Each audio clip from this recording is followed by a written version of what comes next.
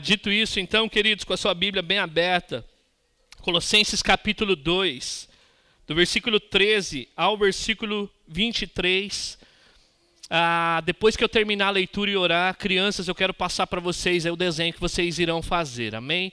Diz assim a palavra do Senhor, versículo 13: quando vocês estavam mortos em pecados e na incircuncisão da sua carne, Deus os vivificou com Cristo. Ele nos perdoou todas as transgressões e cancelou a escrita de dívida que consistia em ordenanças e que nos era contrária. Ele a removeu pregando-a na cruz. E tendo despojado os poderes e autoridades, fez deles um espetáculo público, triunfando sobre eles na cruz. Portanto, não permitam que ninguém os julgue pelo que vocês comem ou bebem, ou com relação a alguma festividade religiosa, ou a celebração de suas luas novas, ou dos dias de sábado. Essas coisas são sombras do que haveria de vir. A realidade, porém, encontra-se em Cristo. Não permitam que ninguém que tenha prazer numa falsa humildade e na adoração de anjos os impeça de alcançar o prêmio. Tal pessoa conta detalhadamente suas visões e sua mente carnal a torna orgulhosa.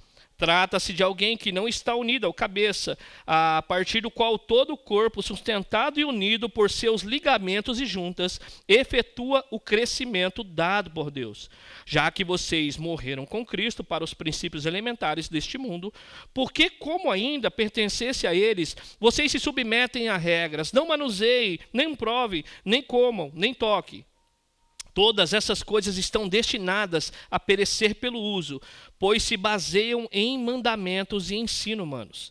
Essas regras têm de fato aparência de sabedoria, com sua pretensa religiosidade, falsa humildade e severidade com o corpo, mas não têm valor algum para refrear os impulsos da carne. Vamos orar?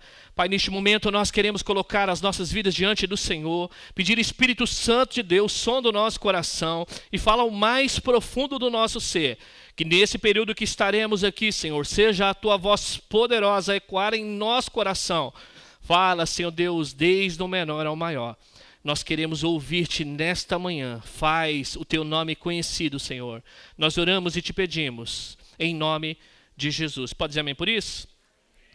Amém, queridos? Segura um pouquinho aí. Crianças, presta atenção, vocês que estão aqui neste momento. As crianças que estão aí com os desenhos para serem feitos. Qual que é o desenho que vocês vão fazer, crianças? Você vai desenhar como se você tivesse uma dívida muito grande, que você não pudesse pagar essa dívida. Que você não tivesse dinheiro, não tivesse riqueza, papai e mamãe não teriam condições de te ajudar. E nem a pessoa mais rica do mundo poderia te ajudar. A sua dívida é impagável diante dos homens. Mas que Jesus foi lá e pegou essa dívida e falou, deixa que eu pago essa dívida. E aí você vai desenhar Jesus, estão pegando essa dívida e levando a sua dívida lá na cruz e pregando essa dívida lá na cruz, dizendo, eu paguei toda a sua dívida. Amém? Crianças, então, você vai vai desenhar Jesus pegando uma dívida sua, e você, com as suas palavras, criança, você vai agradecer a Jesus. Amém? Com as suas palavras, você vai agradecer a Jesus. Queridos, dito isso, então, para nós conectarmos a nossa mensagem, na última mensagem nós aprendemos sobre o contraste que o apóstolo Paulo faz sobre a circuncisão feita por mão de homens e a circuncisão feita por Cristo no coração. A circuncisão era uma marca da antiga aliança, qual o Senhor chama Abraão e fala para que todo menino nascido ali no 8º dia deveria se circuncidar, fazer uma operação ali no órgão masculino, dizendo que ele estava sendo separado para Deus.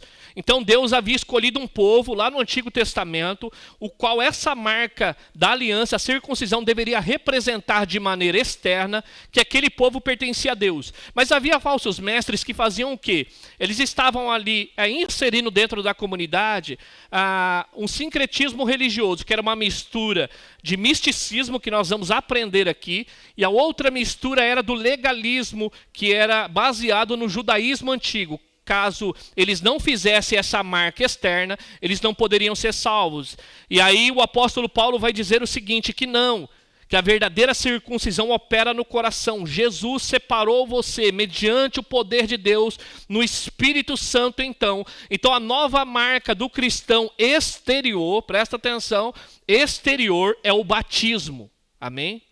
Essa é a evidência exterior, a marca exterior da sua aliança com Deus, nessa nova aliança com a vinda de Jesus, não é uma marca, um corte no prepúcio masculino, mas a questão aqui é o batismo nas águas, que representava que você estava sendo sepultado, ou seja, morrendo para a antiga maneira de viver, morrendo para o pecado, e ali vocês foram ressuscitados com Cristo, que é a simbologia do batismo, para uma nova vida, ou seja, nessa nova vida as coisas velhas se passaram, e tudo se fez novo.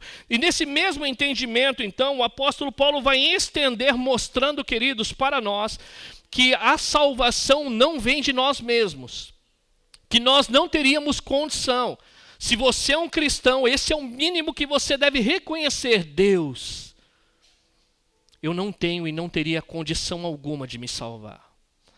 Você que está aqui ainda, que não professa o Senhor Jesus Cristo, você vai perceber no dia de hoje, que se Jesus não for por você, ninguém pode ser por você.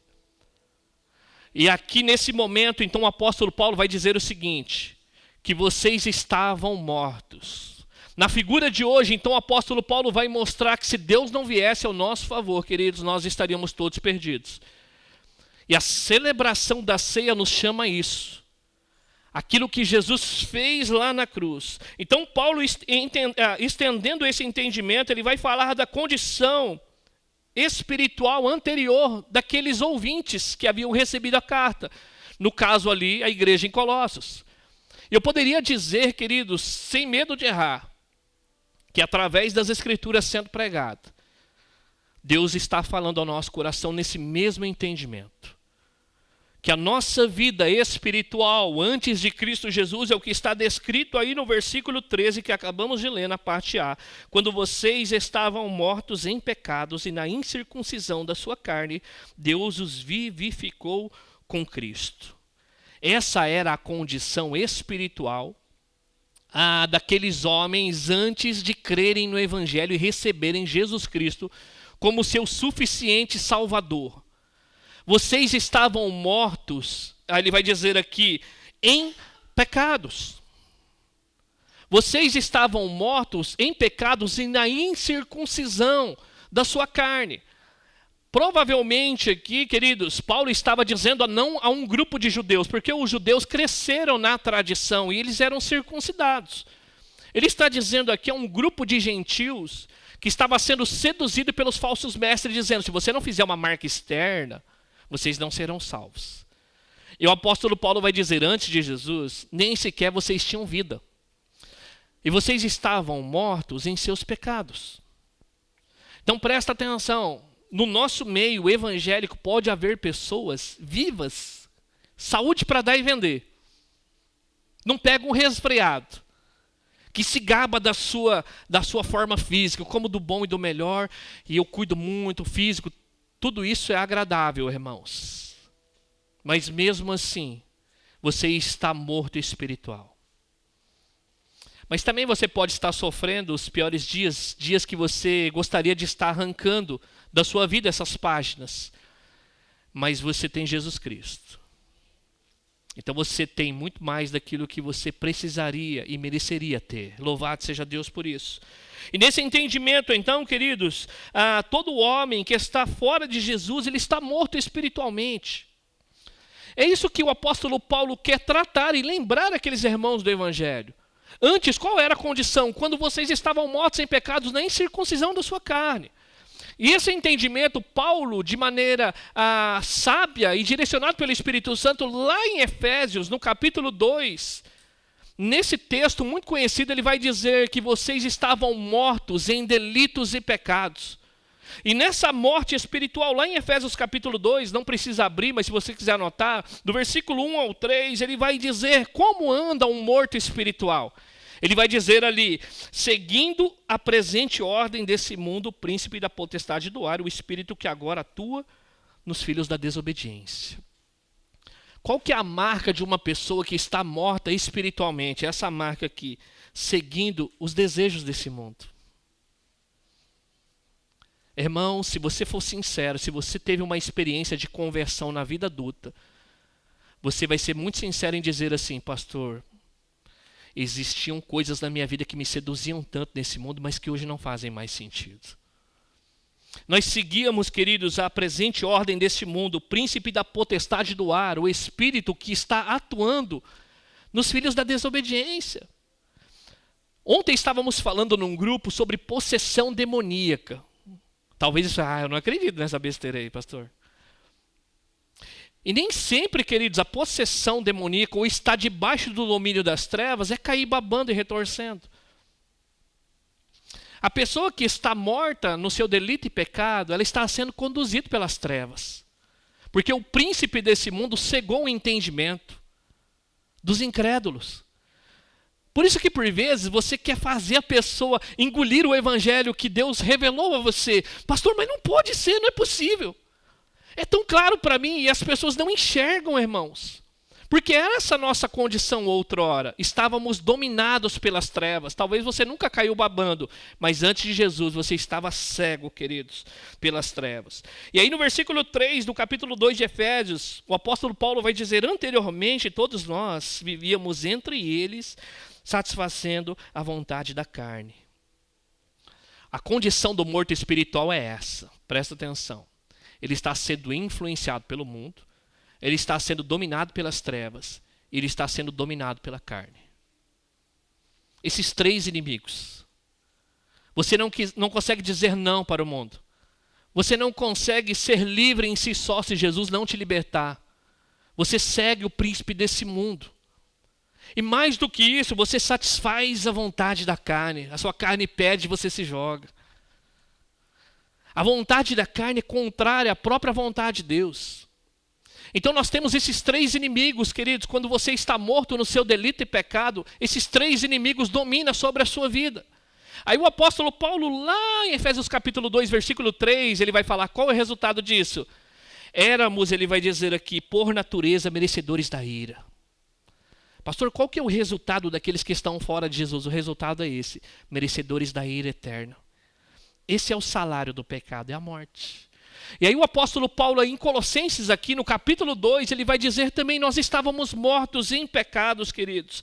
Mas a boa notícia para nós, no versículo 13, é essa aqui. Presta atenção.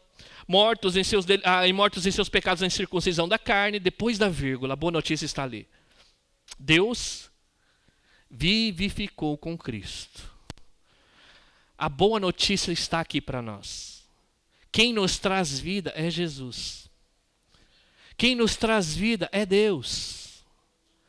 Eu costumo pensar, querido, se a nossa vida terminasse antes da vírgula, ai de nós. A boa notícia do evangelho acontece depois daquela vírgula. Deus os vivificou com Cristo. Essa era a condição de vocês, o mesmo poder que Deus exerceu para ressuscitar Jesus dentre os mortos, é o mesmo poder que o Senhor, queridos, exerceu sobre a nossa própria vida. Que tamanho poder Deus exercitou para nos trazer da morte espiritual para a vida que hoje nós estamos desfrutando em Jesus Cristo nosso Senhor. Ele vai dizer aí, sendo vivificados por Deus em Cristo, significa, queridos, grandes coisas para nós. Boas notícias. O que significa, pastor, ser vivificado por Deus em Cristo Jesus? Versículo 13 na parte B. Ele nos perdoou todas as transgressões. Amém? O que significa, pastor, ter vida em Deus? Significa que todos os seus pecados foram perdoados. Todos eles. Não somente os do passado. Não somente os do presente. Você poderia anotar no dia de hoje quantos pecados você cometeu somente esta semana. Mas esses pecados também foram perdoados. E a melhor notícia que ele vai dizer é porque todos os nossos pecados foram perdoados. Não só os passados, não só os atuais, mas também aqueles que, por mais que nós tentemos, irmãos, nós falharemos. Eu falei na semana passada, se Jesus chegasse para qualquer um de nós e dissesse assim, Luciano, todos os seus pecados passados foram perdoados. Mas a partir de agora, hoje, aqui, daqui para frente, se você cometer um sequer, você irá para o inferno. A pergunta é, quem é suficiente para isso? Quem teria a ousadia de dizer, Jesus, os passados já foram perdoados? Deixa comigo que daqui para frente, prometo para o Senhor que não pecareis mais. É o passo que você dá, irmãos, você cai. Jesus veio para mostrar que nós não podemos ser salvos pelas nossas próprias obras. Jesus pagou os nossos pecados passados, presentes e futuros. A oração do Pai Nosso hoje, Deus perdoa os nossos pecados, que não são poucos, irmãos, não são poucos. Mas o desejo do cristão, a expectativa está que Deus está operando em nós, por isso que nós clamamos nesta manhã, mas Senhor, não nos deixes cair em tentação, e nós veremos isso, queridos, esse chamado à santidade, a partir do capítulo 3. Mas lembremos que o apóstolo Paulo está tratando da salvação, ele não está tratando da santificação. Ele está tratando, dizendo, irmãos, vocês aí em Colossos, vocês não podem dar ouvidos dizendo que uma marca apenas externa pode levar vocês para o céu, não. Vocês estavam mortos nos seus pecados. A separação não é uma marca externa, a separação acontece quando você nasce. Você já é gerado no ventre da sua mãe em pecado. Em pecado concebeu a minha mãe, disse Davi. Você já nasce morto no seu delito e pecado. Você já vem a este mundo, queridos, como um devedor. Queridos, todos os nossos pecados foram perdoados em Jesus Cristo, nosso Senhor. Quantos podem dizer amém para isso? É por isso. E justamente Paulo vai dizer aí no versículo 13 que ele nos perdoou todas as transgressões. Eu confesso para você que quando eu começo a ler as Escrituras, eu começo a prestar atenção no autor que está escrevendo. E eu percebo que o apóstolo Paulo ele vai se colocar nessa situação. Esse homem nascido na linhagem da tribo de Benjamim, judeu dos judeus, criado na tradição judaica, aos pés do maior líder da sua época, Gamaliel. Ele poderia se gloriar na carne, dizendo, eu cumpri tudo isso, eu fui apresentado ao 8º dia, eu circuncidei. Ele conhecia os 5 primeiros livros da Bíblia, a Torá. Ele era um mestre fora do seu tempo. Pela idade de Paulo, queridos, era muito anormal o que ele estava fazendo. Mas quando ele encontra Cristo, ele considera tudo isso como perda para ser achado em Cristo Jesus. E o apóstolo Paulo, nessa fala, ele vai dizer assim, ele nos perdoou, ou seja, o apóstolo Paulo está dizendo, eu também fazia parte dessa casta. Eu também estava morto nos meus delitos e pecados. É o que o apóstolo Paulo já dirigiu a Timóteo, lá em 1 Timóteo capítulo 1, versículo 15. Esta afirmação é digna de toda aceitação. Cristo Jesus veio ao mundo para salvar pecadores, Timóteo. E deixa eu te falar, eu sou o pior de todos eles. Então, Colossenses, isso aqui não é exclusivo seu, isso aqui todos estão debaixo das trevas sem Jesus. Todos pecaram e estão separados da glória de Deus. Mas graças a Deus que enviou seu Filho Jesus Cristo, o qual todos os nossos pecados foram perdoados. Louvado seja Deus. O Salmo 32, versículo 1 vai dizer assim, presta atenção, igreja. O Salmos 32, versículo 1 vai dizer assim, como é feliz aquele que tem suas transgressões perdoadas e os seus pecados apagados. Como é feliz.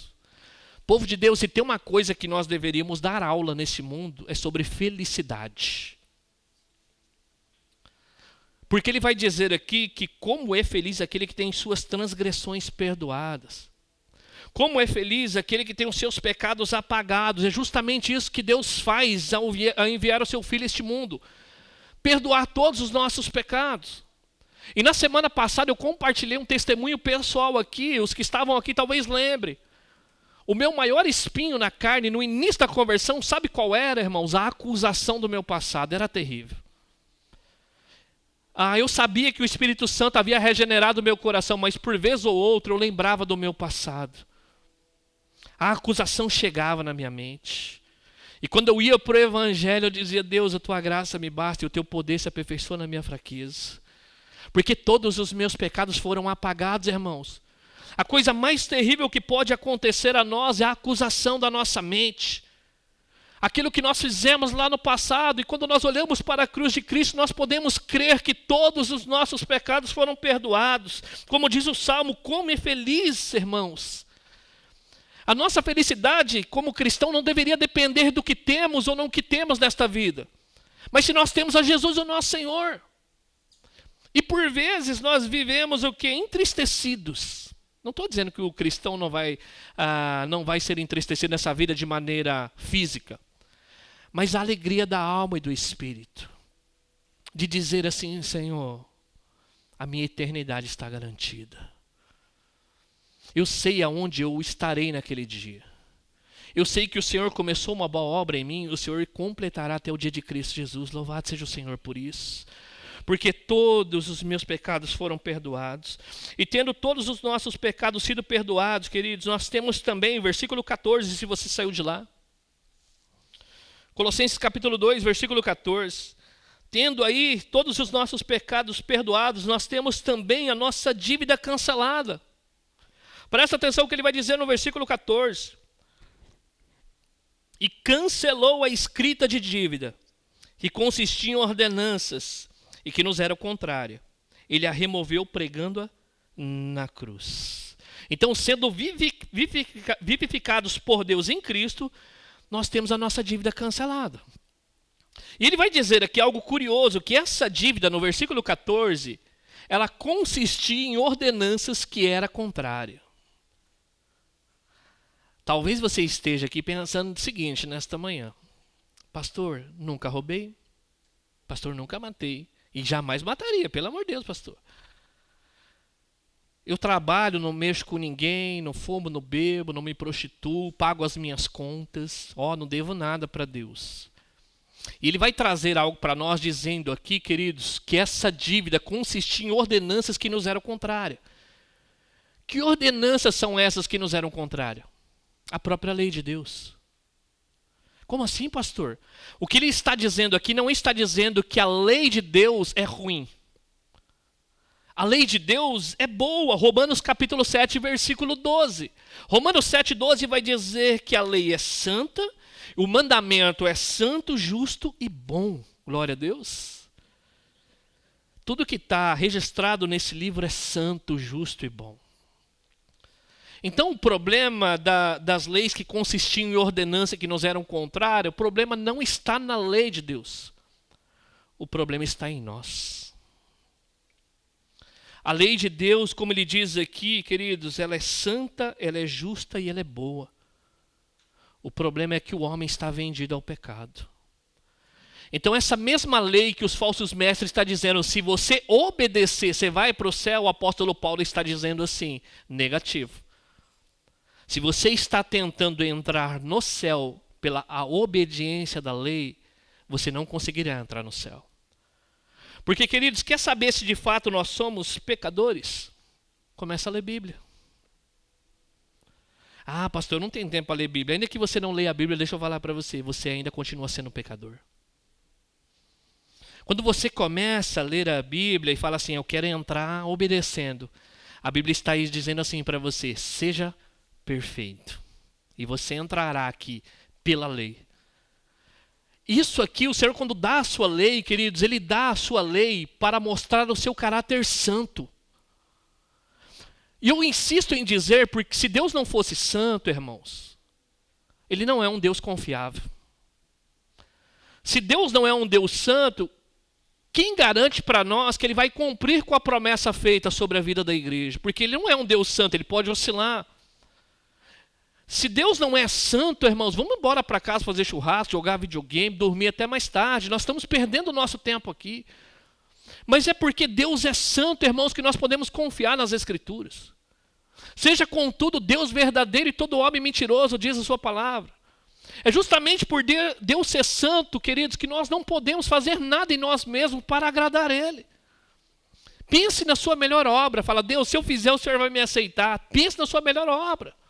As Escrituras vai dizer que todas as nossas obras são contaminadas como trapos imundos. E aí, Romanos, eu queria que você olhasse Romanos, queridos. Capítulo 3, coloque uma marca e nós vamos voltar. Romanos capítulo 3, versículo 19, versículo 20. Olha só o que o apóstolo Paulo vai dizer a um grupo de judeus que estavam ali. Romanos capítulo 3, versículo 19 e versículo 20.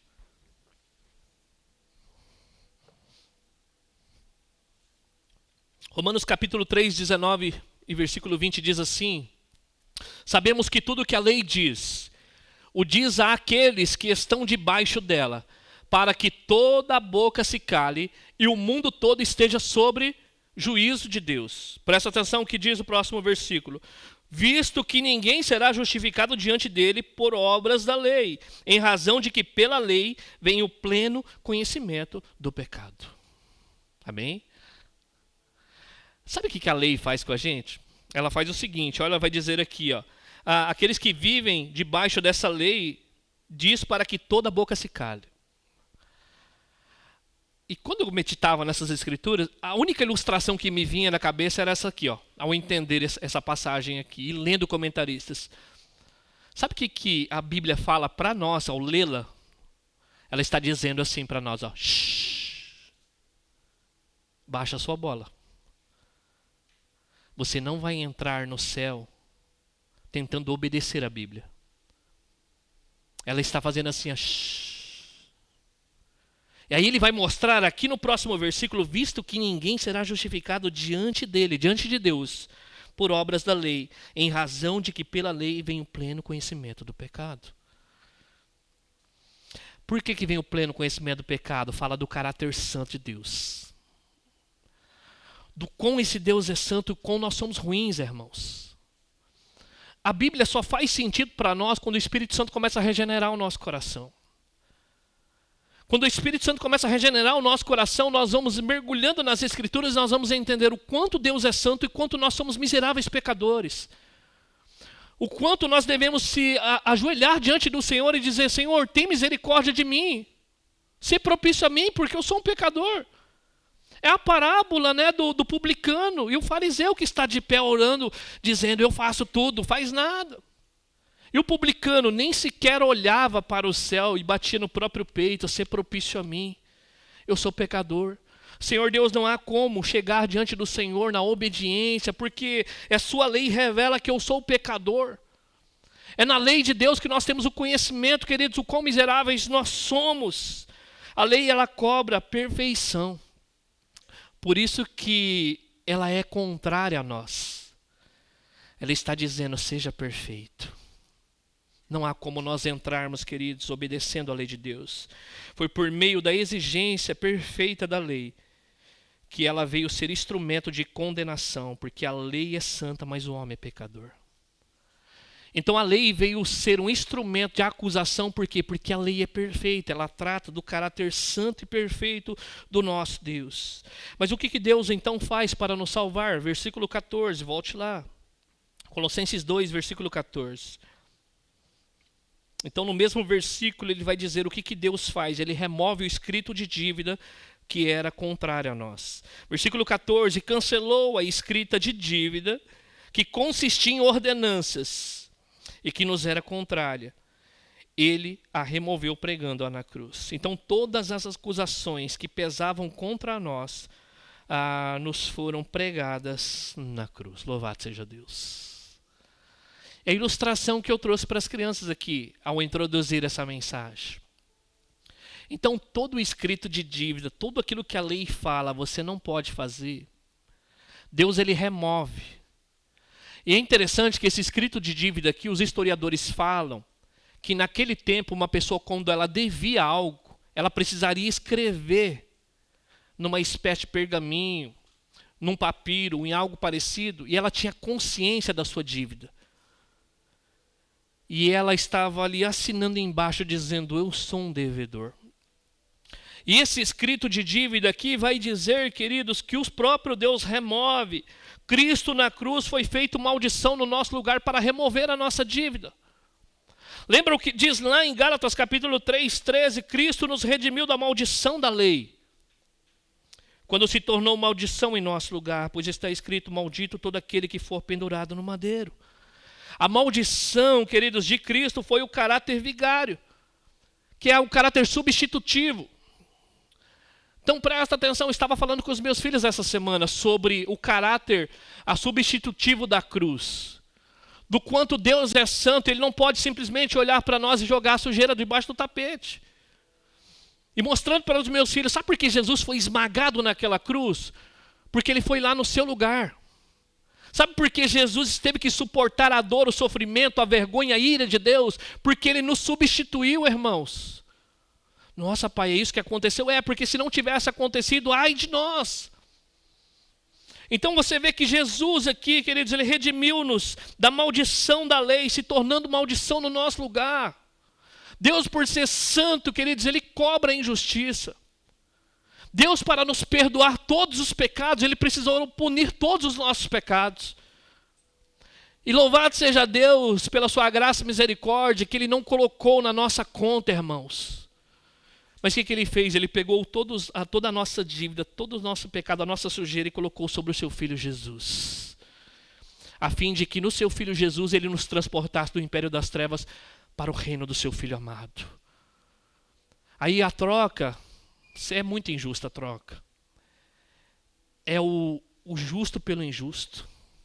É o santo pelo pecador. É Jesus tomando sobre si a nossa dor, a nossa sujeira, e pegando a sua justiça e colocando sobre mim, irmãos. Aquilo que a lei cobrava como perfeição, Jesus cumpriu todas elas no nosso lugar. Todas elas. E aquilo que nós não conseguimos cumprir até o dia de hoje, Deus pegou e colocou sobre o seu Filho a condenação. Então nós temos aqui o aspecto negativo e positivo. Aquilo que nós não podemos fazer, Jesus fez no nosso lugar, a plena obediência da lei. Ele é o cumprimento da lei. E aquilo que não damos conta de fazer porque somos pecadores, aí Deus pega o nosso pecado, coloca sobre o seu Filho e o torna maldição no nosso lugar, porque maldito é todo aquele que é pendurado no madeiro. 2 Coríntios capítulo 5, versículo 21 vai dizer assim. 2 Coríntios 5, 21. Deus tornou pecado por nós aquele que não tinha pecado, para que nele nos tornássemos justiça de Deus. Louvado seja Deus. Nele, Jesus, Ele não conheceu o pecado, mas Deus o fez pecado por nós, para que nesse Jesus fôssemos tornados justiça em Deus, queridos. Fomos redimidos pelo precioso sangue de Jesus. Louvado seja Deus por isso. O sangue que nos purifica de toda injustiça, o qual nós vamos celebrar aqui daqui a pouco. Porque sangue de touros e animais, diz a palavra do Senhor, não era capaz, queridos, de nos perdoar pecados. Mas um sangue puro e inocente foi derramado na cruz. E o que nós vamos aqui daqui a pouco, queridos, participar é essa representação. Nós não precisamos de uma marca externa, nós precisamos do Evangelho, nós precisamos se voltar para aquilo que Jesus Cristo fez. E mês após mês nós estamos participando da ceia para nos lembrar, irmãos, quem nós somos em Jesus Cristo. Que Ele é suficiente para nós. Que não é o pastor que está dizendo, venham a mim todos que estão cansados e sobrecarregados, que eu vou dar descanso para vocês. É o próprio Cristo que disse isso. Venham a mim todos que estão cansados.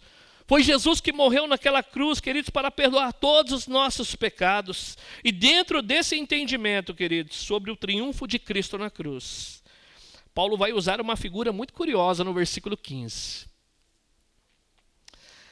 E aqui é bem curioso, queridos, que eu confesso para você que eu tive que ler e estudar isso aqui, porque quando você começa a pregar de maneira expositiva, dá a sensação que por vezes parece que ele sai da conversa e não tem nada a ver. Mas se você perseverar no contexto que antecede o que vai proceder, você vai ver que esse versículo 15 aqui está bem encaixado. Porque o apóstolo Paulo, até o versículo 14, estava falando de lei. Sobre aqueles homens que queriam impor a salvação pela observação da lei, que era um sincretismo religioso. Uma mistura de filosofia com as leis judaicas antigas, e nós vamos aprender até o misticismo eles estavam implantando ali. Aí quando você entra no versículo 15, o apóstolo Paulo vai usar uma figura militar. Presta atenção no que ele vai dizer. E tendo desponjado os poderes e as autoridades, fez deles um espetáculo público, triunfando sobre eles na cruz. Peraí, o apóstolo Paulo está falando de lei, aí daqui a pouco você traz uma ilustração militar para dentro. O que isso tem a ver? Tem a ver com o falso ensino dos mestres que estavam ali introduzindo. Tem a ver aqui que ele vai dizer, e tendo desponjado, Paulo, queridos, estava aqui sugerindo uma conexão para os próximos versículos. Ou seja, essa palavra desponjando aqui, a palavra, o significado é desarmando. Quando ele vai dizer aqui que Jesus, ele vai àquela cruz, ele desarma os poderes e as autoridades. E ele está falando desses poderes e autoridades aqui, poderes e autoridades espirituais. Lembra que os falsos mestres, nós passamos em algumas mensagens, eles estavam dizendo o quê? Vocês têm que adorar anjos, vocês têm que prestar sacrifício a anjos, porque eles estão irados com vocês, então vocês precisam apaziguar a ira desses anjos.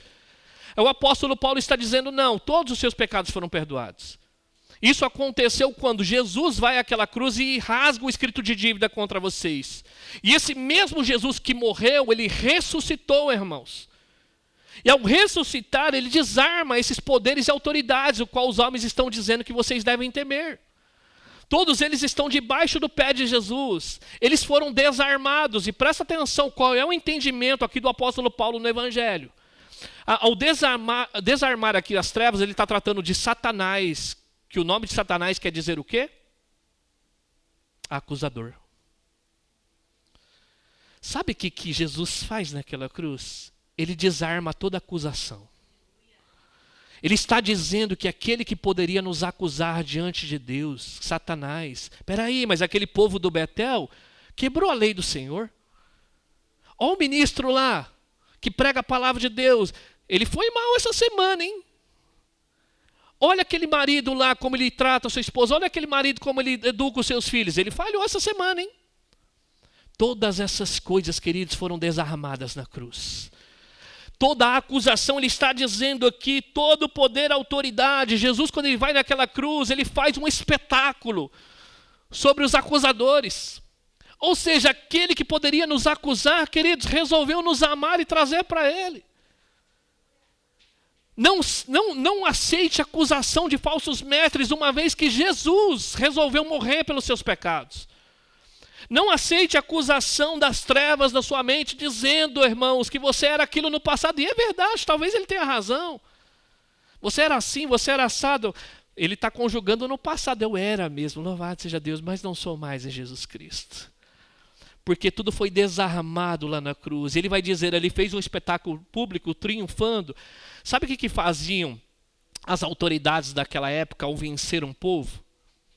Eles venciam os seus inimigos e eles pegavam, às vezes, as autoridades que eles estavam lutando contra, e eles amarravam a eles, e eles caminhavam, queridos, como um cortejo assim, em cima dos seus cavalos, e atrás vinham os seus inimigos amarrados. E eles faziam um espetáculo aqui, com filas, dizendo, nós vencemos o inimigo. Quando ele está dizendo que Jesus fez dele um espetáculo, que ele de maneira pública, ele está dizendo, o inimigo foi derrotado. O acusador ficou para trás. Jesus na sua cruz, aquele instrumento que era de humilhação, queridos, hoje para o cristão é um instrumento de triunfo, de vitória. Aquele tempo o instrumento da cruz era de vergonha. Como assim o Deus que veio salvar vocês foi despojado naquela cruz? Ele foi exposto à nudez, envergonhado. Esse é o Deus que vocês seguem. Esse é o Deus que venceu toda a potestade, toda a autoridade, queridos. Por isso que o povo de Deus não há que temer acusação nenhuma. Se Jesus Cristo venceu por nós, Romanos capítulo 8, versículo 33 e 34 vai dizer assim. Romanos 8, versículo 33 e 34. Olha o que vai dizer.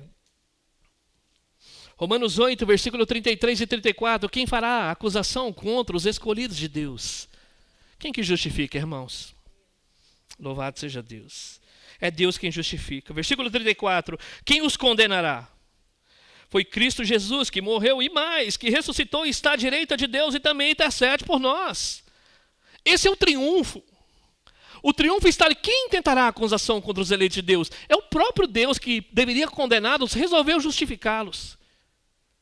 Quem os condenará? Antes é Jesus Cristo que morreu e também ressuscitou.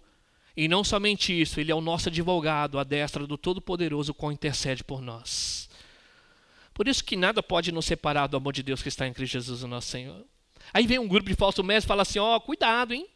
Se vocês não observarem a lei, fizerem a circuncisão, cuidado, hein? Vocês não vão entrar no céu. Não, nós já entramos no céu através de Jesus Cristo. Por isso que o povo de Deus, ele clama, venha o teu reino, Senhor, venha o teu reino. O reino de Deus já está presente. Lembra lá no capítulo 1, versículo 13, Deus não vai nos transportar, Ele já nos transportou do império das trevas. Agora nós estamos debaixo de uma outra jurisdição. Estávamos debaixo do domínio das trevas, mas Deus nos transportou, irmãos. Agora vocês pertencem a um reino diferente. A um reino onde toda acusação ficou nas trevas, onde Jesus Cristo tomou sobre si os nossos pecados e cravou dizendo, está consumado. Louvado seja Deus por isso.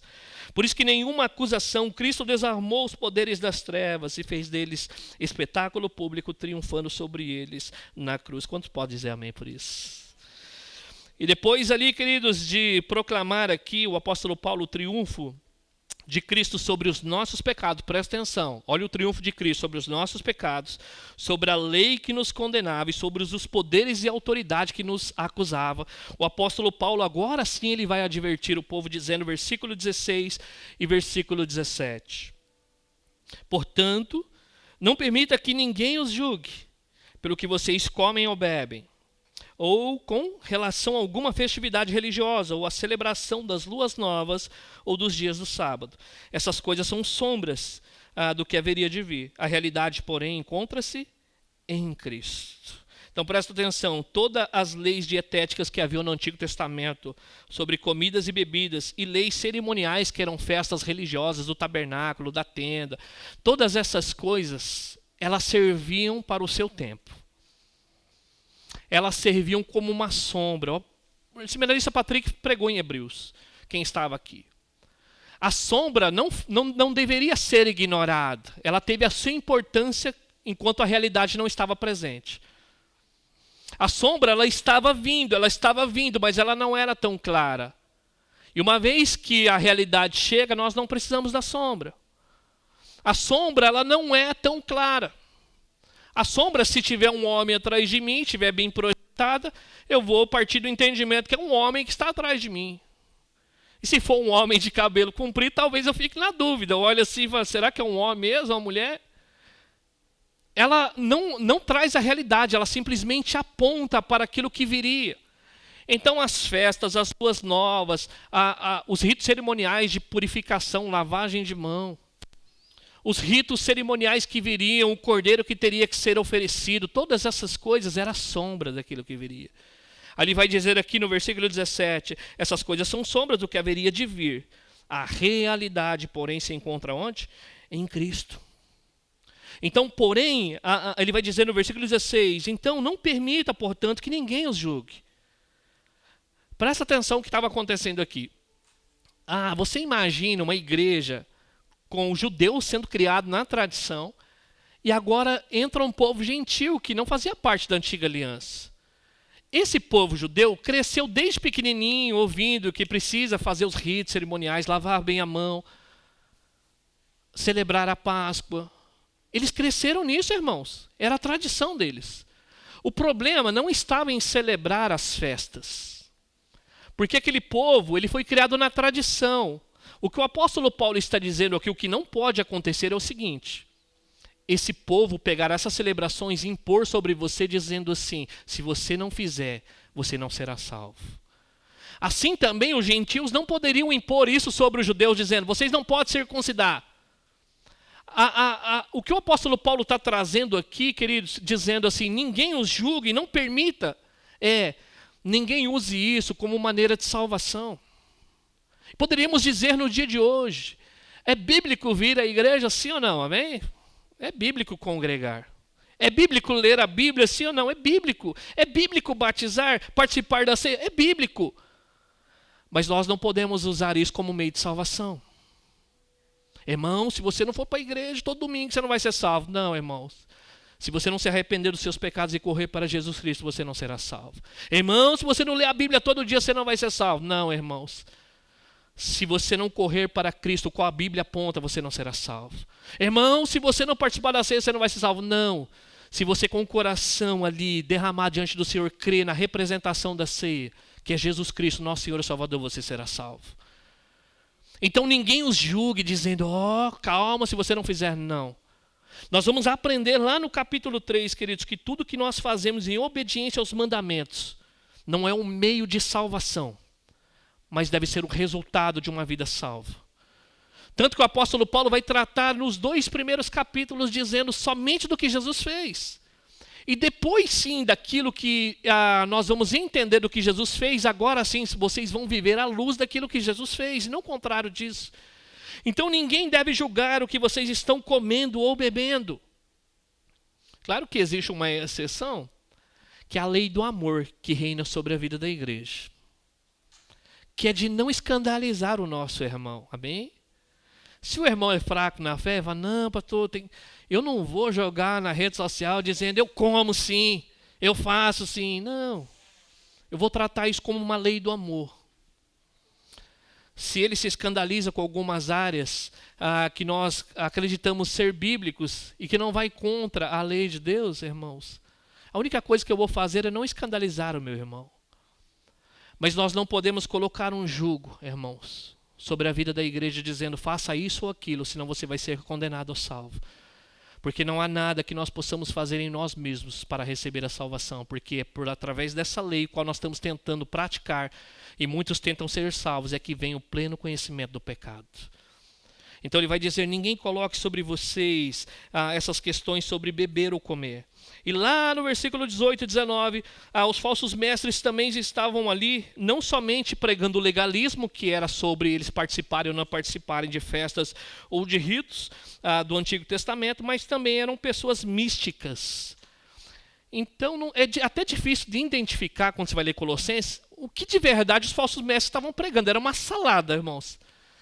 Era a filosofia da época com o antigo judaísmo e também um misticismo.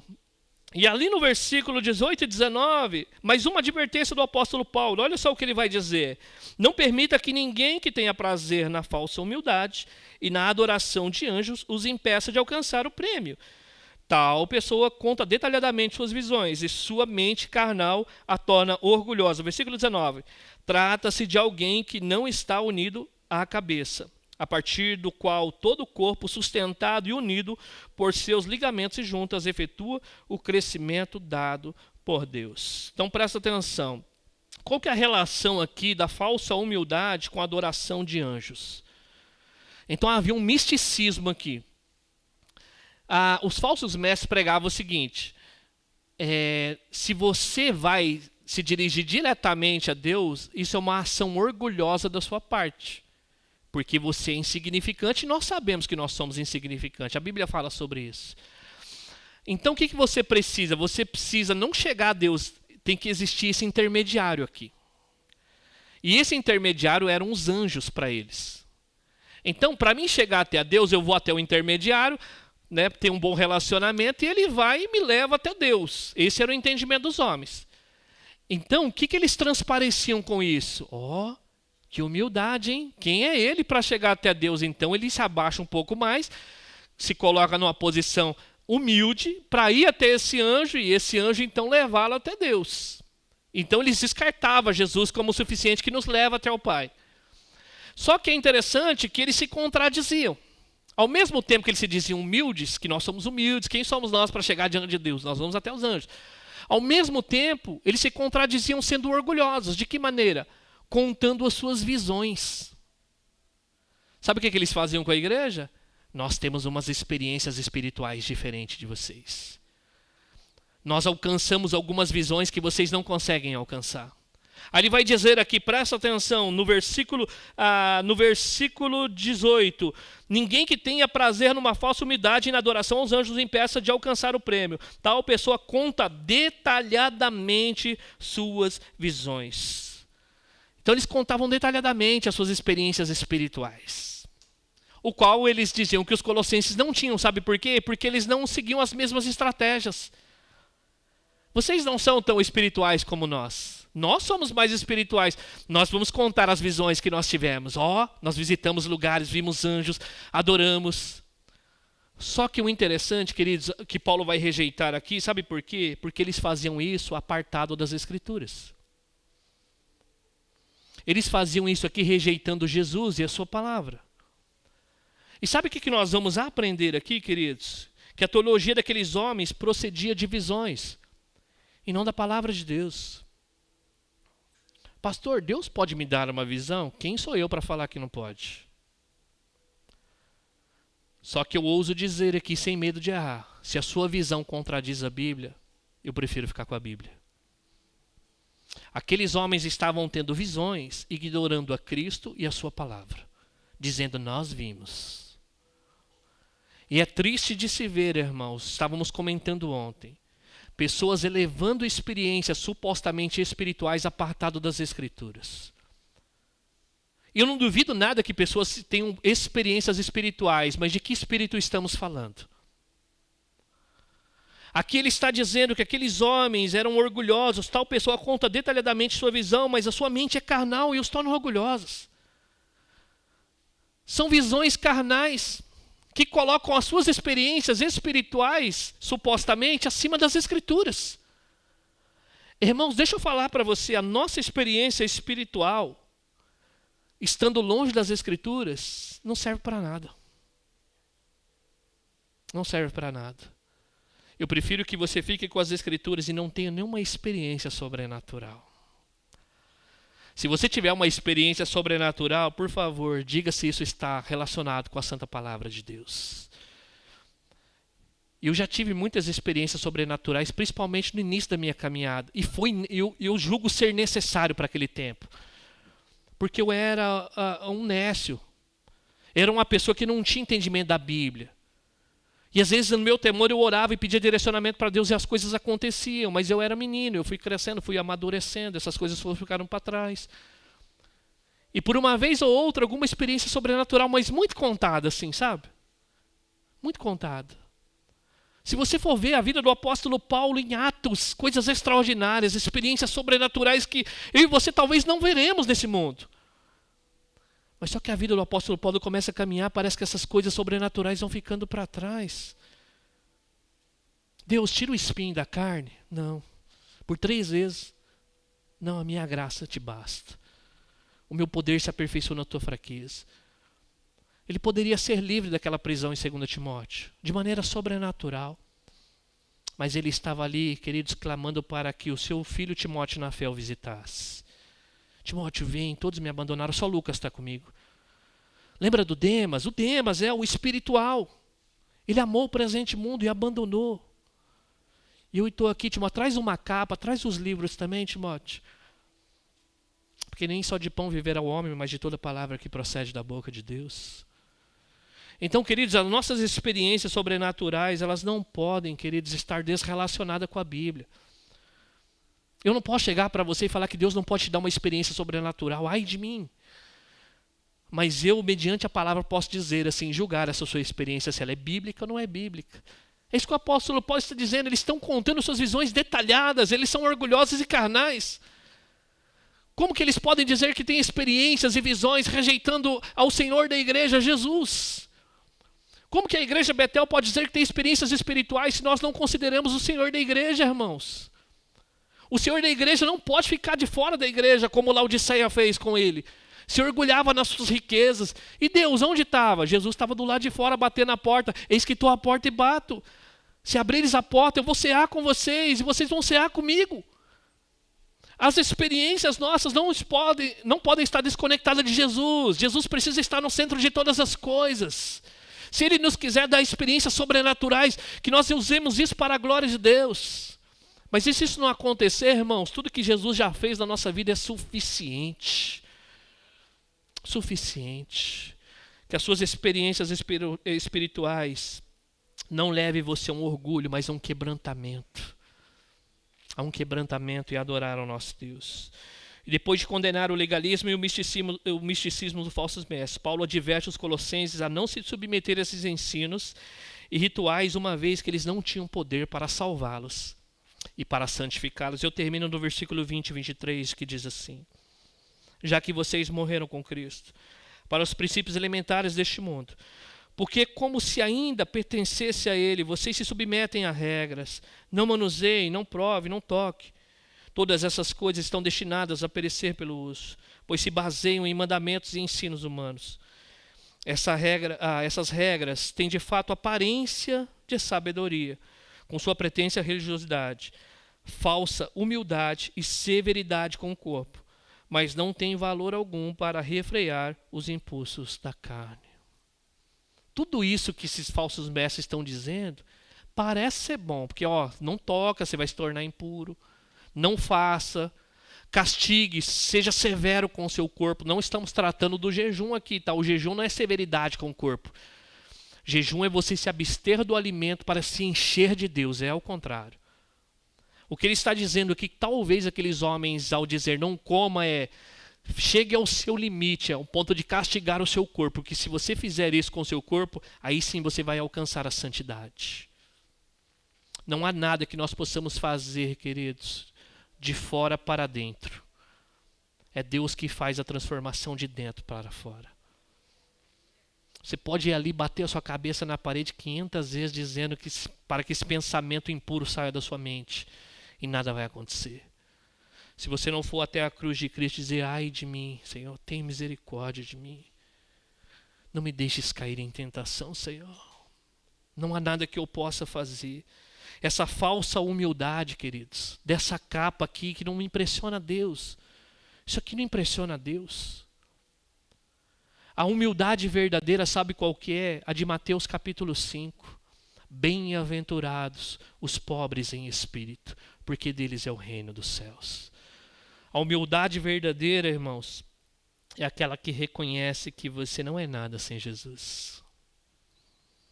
A humildade verdadeira é aquela que reconhece que você estava morto nos seus pecados, mas Deus os vivificou com Cristo. Ele perdoou todos os seus pecados, e ele foi lá naquela cruz, e o escrito de dívida, que consistia em ordenanças, a Bíblia dizendo, você não vai entrar no céu, Jesus veio no nosso lugar. E hoje nós vamos celebrar essa verdade aqui. Eu quero encorajar você nesta manhã, a nós neste momento, nós vamos participar da ceia. Quero já chamar o Ministério de Louvor, está vindo aqui à frente.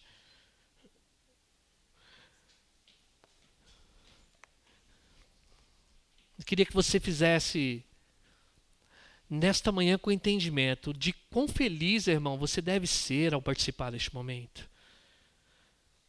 Quão felizes são aqueles que têm os seus pecados perdoados e as suas transgressões apagadas.